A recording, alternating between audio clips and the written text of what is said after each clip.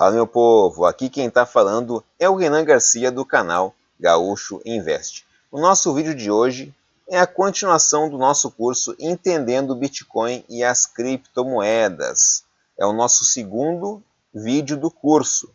Então esse vídeo vai ser bastante interessante, mas antes de qualquer coisa, dá um like para nós, se inscreva no canal que ainda não é inscrito e compartilhe esse vídeo com os amigos para expandirmos o conhecimento e a riqueza com mais pessoas. Tá certo, gente?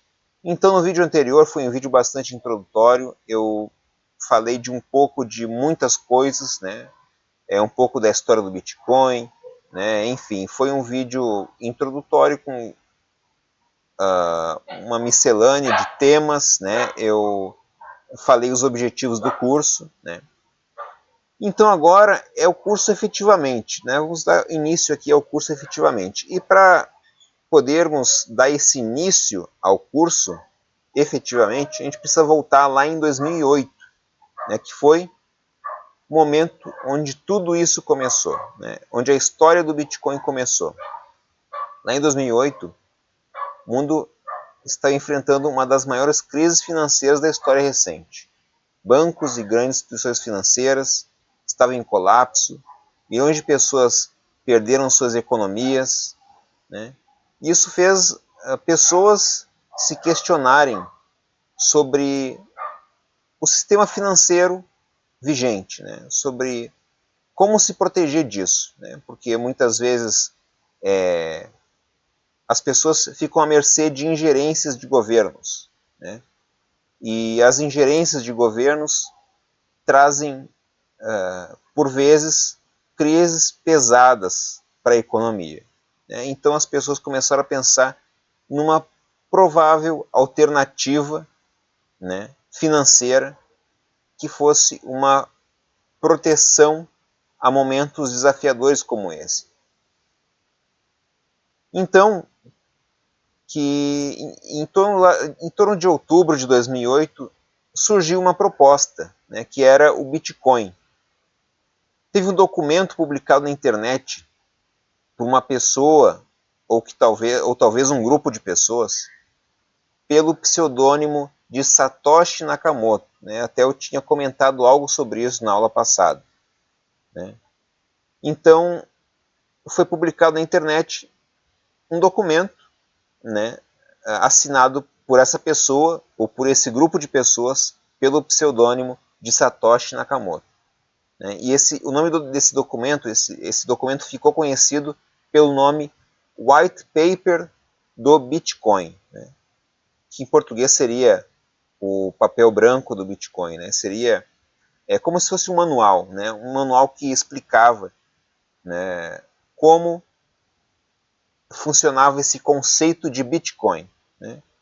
Explicava como uma moeda digital poderia funcionar sem depender de bancos, de governos e realizar transações, né? É isso que o chamado white paper do Bitcoin se propunha, explicar o que era a ideia de Bitcoin, o que era a ideia de uma moeda digital e como essa moeda digital, que seria uma moeda descentralizada, que não seria emitida por nenhum governo, poderia ser utilizada pelas pessoas que realizar transações do dia a dia, né? O white paper, chamado Bitcoin, um sistema de dinheiro eletrônico peer-to-peer, né? Era o documento, né? O documento dava um chamado a esse conceito, né? Um sistema de dinheiro eletrônico peer-to-peer. Peer-to-peer significa que é transacionado de pessoas a pessoas, né? Essa que era a proposta desse white paper, né? Explicar sobre esse sistema eletrônico peer-to-peer. Ele descrevia o Bitcoin como uma moeda digital que poderia ser transferida diretamente entre pessoas sem a necessidade de um intermediário, né? Então, se duas pessoas querem negociar,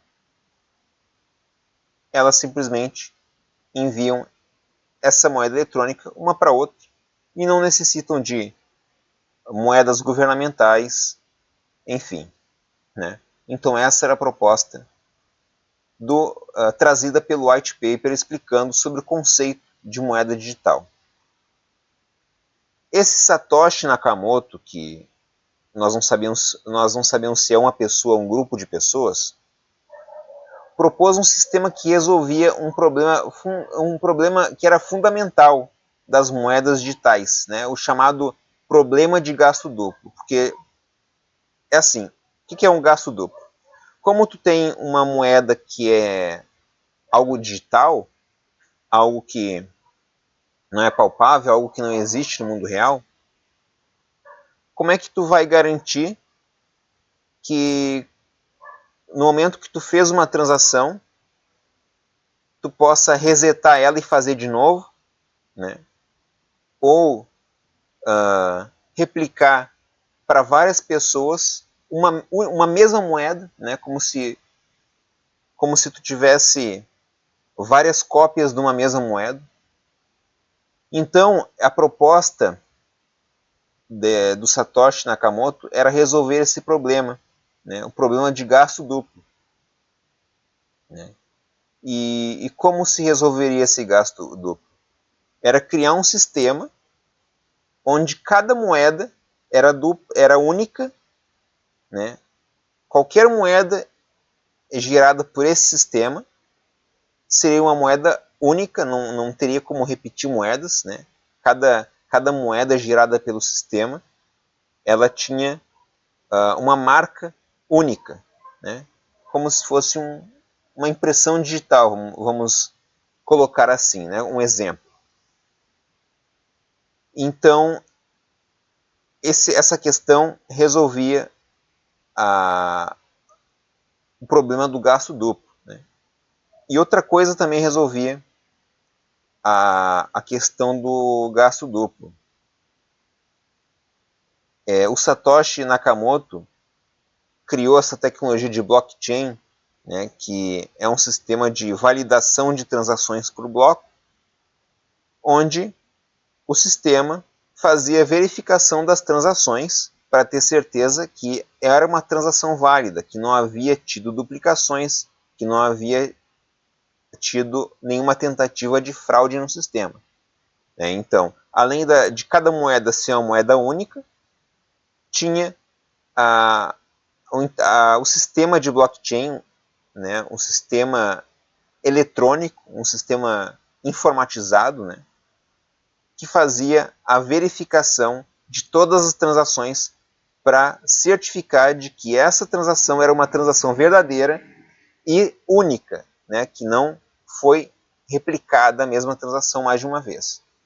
Né? Então, ele criou esse conceito e publicou nesse white paper, né? E propôs essa moeda chamada Bitcoin como uma moeda descentralizada, ou seja, uma moeda que não fosse controlada por nenhum governo. Né?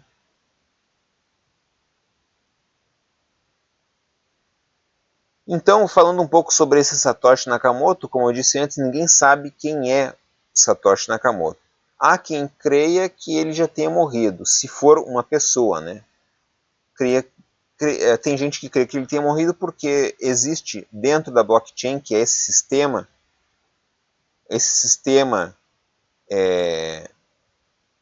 virtual, né? Esse sistema eletrônico de transações de moedas, né? Essa rede, melhor dizendo, essa rede de criptomoedas, dentro dessa rede, a chamada blockchain, tem algumas carteiras que são pertencentes a Satoshi Nakamoto, que nunca foram movimentadas. Né? São carteiras milionárias, talvez bilionárias, eu não verifiquei bem a quantia que tem nessas carteiras, mas são dados públicos. Mas são carteiras desse Satoshi Nakamoto, dessa pessoa, desse grupo de pessoas, mas que esses valores nunca foram movimentados, né? A carteira ficou lá parada e aquelas moedas ficaram presas nessas carteiras para sempre, né? O que contribui para subir mais rapidamente o preço dos bitcoins, né? Porque o fator de escassez se torna maior, né? Uma vez que tem uma quantia considerável de moedas que não está no mercado. Mas enfim. Mas também tem a chance de ele também estar vivo, né, e ter aberto uma carteira nova, ter minerado novos bitcoins para essa nova carteira, né, tem essa chance também. Né? E então, vamos ver aqui o que mais eu teria para falar para vocês nessa introdução do nosso curso. Lembrando, dê o like para nós, quem ainda não deu like, se inscreva no canal, quem ainda não é inscrito. Então, lá em 2009, a primeira versão do software Bitcoin foi lançado. Né? O primeiro bloco foi lançado e foi chamado de bloco Gênese, porque foi o primeiro bloco que o sistema gerou. E foi minerado justamente pelo Satoshi Nakamoto. Né? E esse foi o primeiro passo concreto da criação do Bitcoin, né? Que marcou o início da rede. Foi em 2009, nessa mineração feita por Satoshi Nakamoto, que efetivamente o Bitcoin veio a existir, né? Veio a existir como rede, como sistema transacional, né? Porque antes era um projeto, né? E em 2009 se tornou uma realidade. O sistema começou a existir, começou a funcionar. E pouco tempo depois disso começaram a surgir as primeiras transações de Bitcoin. Uma das mais conhecidas foi a compra de 2 pizzas em 2010, quando um programador, na época, ele pagou 10 mil bitcoins para comprar as pizzas, né? Ou seja, na época o Bitcoin não valia praticamente nada, tanto que ele precisou pagar as pizzas com 10 mil bitcoins. Para imagina só, hoje essa pizza era uma pizza bilionária, né? Mas na época o Bitcoin não tinha esse preço, não tinha essa precificação que tem hoje, né? E esse momento ficou marcante, né? Esse momento ficou lembrado como o primeiro uso do Bitcoin numa transação do mundo real, né? E é celebrado hoje como o dia da pizza Bitcoin, né? A partir desse momento, as pessoas começaram a entender que realmente o Bitcoin poderia ser utilizado no mundo real e que as pessoas poderiam aceitar Bitcoin em negociações do dia a dia, né? Esse episódio da compra da pizza foi a prova disso, que o Bitcoin realmente era promissor, que as pessoas poderiam negociar Bitcoin. Então, com o tempo, o Bitcoin foi ganhando adeptos e atraindo a atenção de mais pessoas, né, interessadas em alternativas para esse sistema financeiro tradicional, que envolve problemas, crises, ingerências de governos. Então, as pessoas se sentiram despertadas por essa nova ideia que era o Bitcoin, que poderia solucionar. Né? Era uma proposta de solucionar essas questões. Né? Então, na medida que a tecnologia do Bitcoin foi se popularizando, começaram a aparecer outras criptomoedas. Né? Outras criptomoedas, em partes, a ideia delas era ser uma alternativa ao Bitcoin, como uma melhoria, vamos dizer assim, né? Uma proposta de melhoria ao projeto inicial que era o Bitcoin. E além de oferecer uma proposta de melhoria, eles se propuseram também a trazer, em cima dessa tecnologia inicial que era o Bitcoin, além de melhorias, também trazer novas ideias, né? Coisas novas, como por exemplo o Ethereum, que trouxe a ideia dos smart contracts, né? E trazer aplicativos financeiros dentro da plataforma de blockchain Ethereum, né? Então o Ethereum já trazia todo uma nova roupagem, né? O Ethereum abandonou um pouco a questão de ser simplesmente uma moeda e ampliar o leque para outras formas de transações financeiras, né? Eles lançaram os smart contracts, né? Onde, além de tu negociar com a moeda, tu tratava a moeda como se fosse um contrato, né? Tu criava um token, né? Tu criaria um token que seria negociado ali como cláusula de contrato, enfim, né? Eram os smart contracts. Então, esses smart contracts, as pessoas fariam negociações sem uma contraparte, né? Sem uma intermediação, porque daí o sistema seria todo programado, né? Dentro de cláusulas contratuais, e o sistema só transferiria o dinheiro de uma conta para outra a partir do momento que as duas partes dessem ok para o sistema, que a negociação tinha se concretizado. Então, uma vez que o sistema entende que a negociação foi concretizada, o dinheiro é desbloqueado de uma conta e lançado na outra conta para finalizar a transação com segurança. Esse é um exemplo de smart contract proposto pela Ethereum, né?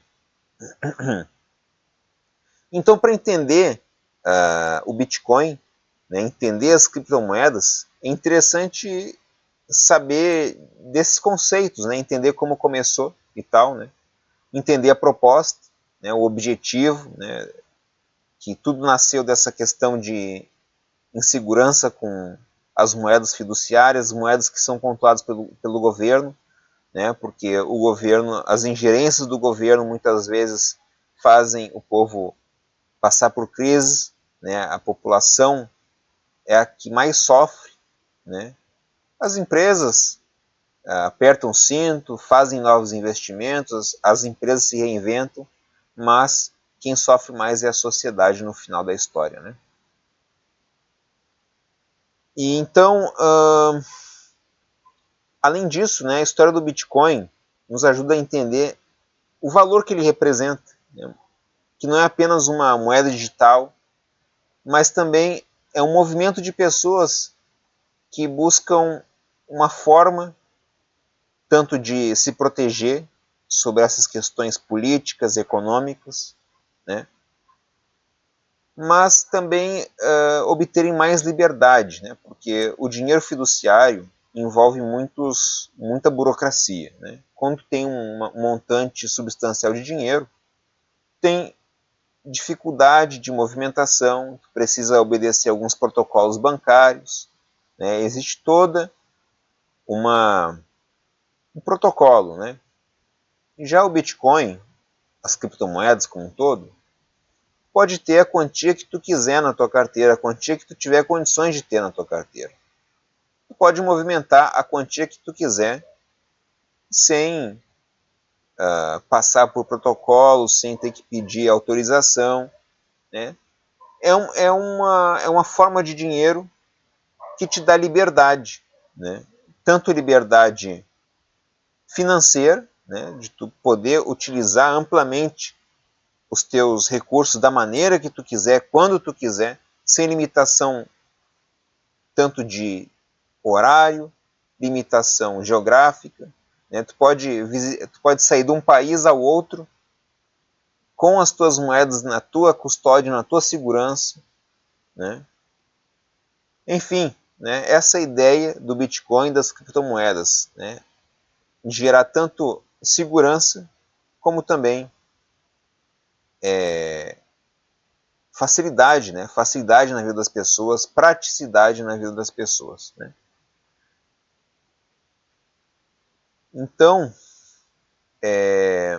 eu acho que por agora a gente já falou bastante coisa no nosso assunto, o número 1 do nosso vídeo, né?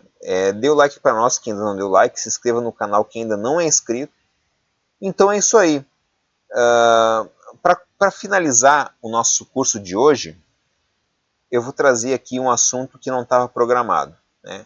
Quem não saiu do vídeo, quem ficou, ó, vai receber uma informação extra que não estava programado, hein? Eu dei um jeito que ia terminar o vídeo, mas alguém deve ter saído e vai perder essa informação. E vocês que ficaram são os privilegiados. O seguinte, eu finalizei ali esse relato sobre o valor compreendido do Bitcoin, né? Que é uma questão de praticidade, conveniência, né? Liberdade geográfica, liberdade, enfim, né? A pessoa efetivamente se torna dona do seu dinheiro, né? Ela não precisa passar por protocolos, pedir autorização para usar o dinheiro e coisas desse tipo. Muita gente hoje em dia é resistente ao Bitcoin porque não entende o valor do Bitcoin. Eu demorei também a entender o valor do Bitcoin, porque na verdade é difícil mesmo entender qual é o valor de algo digital, algo que não é palpável, algo que tu não consegue, tu não consegue, em tese, né, acessar no mundo real. Né? Tu precisa estar integrado no digital para ter acesso a esse, a esse formato de moeda, né? Então muitas pessoas têm dificuldade de compreender o preço, o valor, melhor dizendo, do Bitcoin, né? Tem pessoas que acreditam que, como o Bitcoin é um ativo digital, que ele não vale nada, porque ele é digital, não vale nada, qualquer momento ele pode ir a zero. Né? Há 15 anos ele nunca foi a zero. Né? Já começa por aí. O Bitcoin tem 15 anos, um pouco mais de 15 anos, ele nunca foi a zero. Ele foi ganhando valor de lá para cá. Claro, o Bitcoin tem muitas oscilações, né? Mas a zero ele não vai. Não foi até agora. Né? E cada vez que ele teve uma queda substancial de preço, ele recuperou o preço e superou o preço de novo. Né? Só que tudo, tudo na vida tem um preço que as pessoas convencionam. O preço de coisas, seja objetos ou serviços, são convenções humanas. Tu dá a determinada coisa o valor que tu percebe naquela coisa. Se tu percebe que, no exemplo do Bitcoin, se tu percebe que o Bitcoin te oferece algum tipo de conveniência, te oferece alguma espécie de segurança, né, te oferece proteção, né, segurança, proteção. Enfim, se tu percebe que o Bitcoin te proporciona determinados benefícios, automaticamente tu vai precificar o Bitcoin de acordo com esses benefícios que ele te traz. Então ele tem um valor. Ele tem valor porque as pessoas percebem que ele tem um valor, que ele resolve um problema da sociedade. Pode não resolver todos os problemas, porque ele não está ainda 100% integrado na economia real, isso aí é notável. Ele não está 100% integrado na economia real. Ele está numa fase de transição. Né? Cada vez mais as pessoas começam a utilizar ele, o Bitcoin ou outras criptomoedas no mundo real. Mas é algo que acontece gradativamente. Então, é notável que em algumas esferas tu vai ver que o Bitcoin ele não está solucionando algumas questões, porque é justamente essa fase de transição.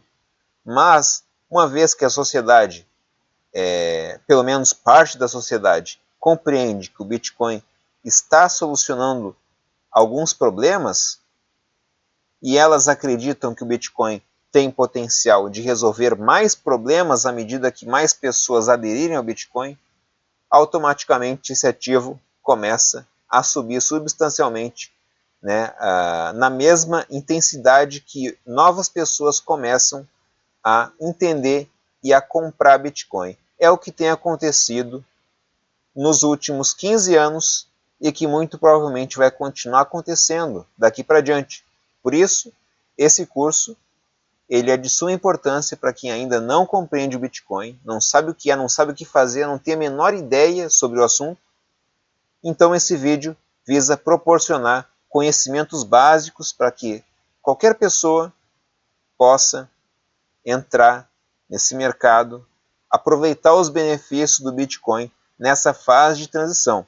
Porque se nós compreendemos que o Bitcoin vai continuar a partir do preço que ele está hoje, subindo na mesma proporção que ele veio subindo nos últimos 15 anos, muito em breve, num futuro não muito distante, um Bitcoin vai custar R$ 1. E quem tem hoje em torno de 4.000 Bitcoin, quem tem hoje em torno de 4.000 Bitcoin, não, corrigindo, quem tem hoje em torno de R$ 4.000 em Bitcoin, presta atenção nisso, quem tem hoje em torno de R$ 4.000 em Bitcoin, um pouco mais, um pouco menos, depende da precificação do dia, no futuro, em que o Bitcoin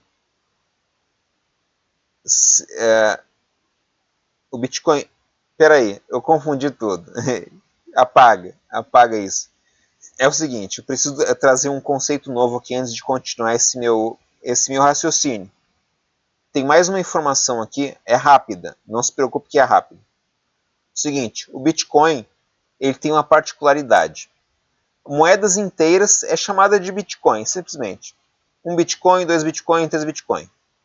Cada Bitcoin, atualmente, está em torno de 80 mil reais, 80 mil dólares, melhor dizendo, que dá em torno de uns 400 mil reais, mais ou menos.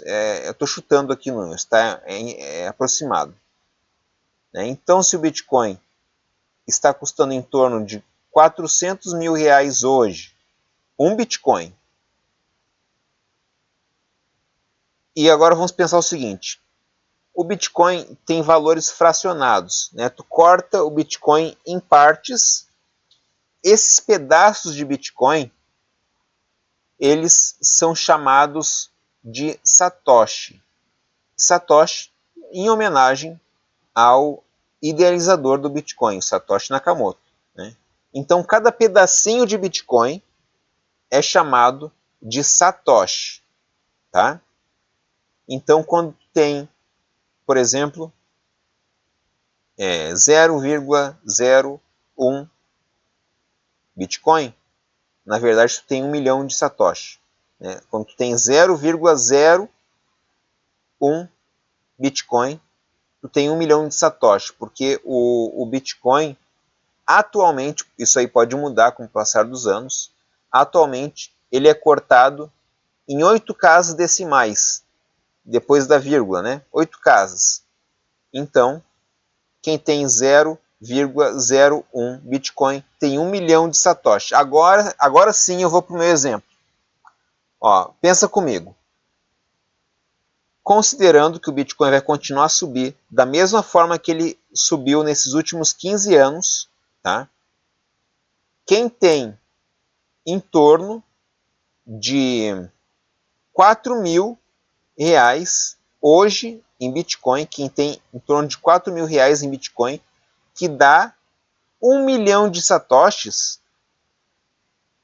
num futuro, talvez não muito distante, quando cada satoshi custar R$ 1, essa mesma pessoa que antes tinha 4.000 reais, ela passará a ter 1 milhão de reais.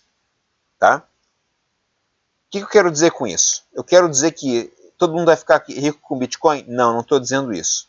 Isso é, na verdade, isso aí é uma suposição. Não quer dizer que isso aí vai se tornar realidade. Mas o que eu quero dizer é o seguinte.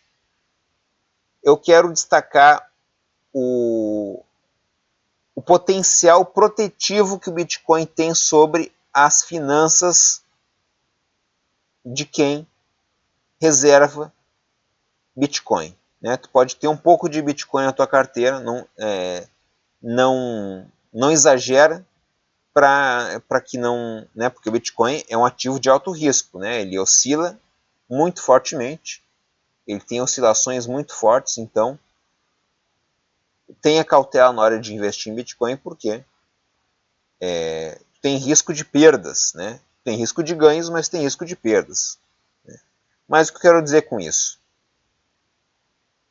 É o potencial protetivo que o Bitcoin tem sobre as finanças de quem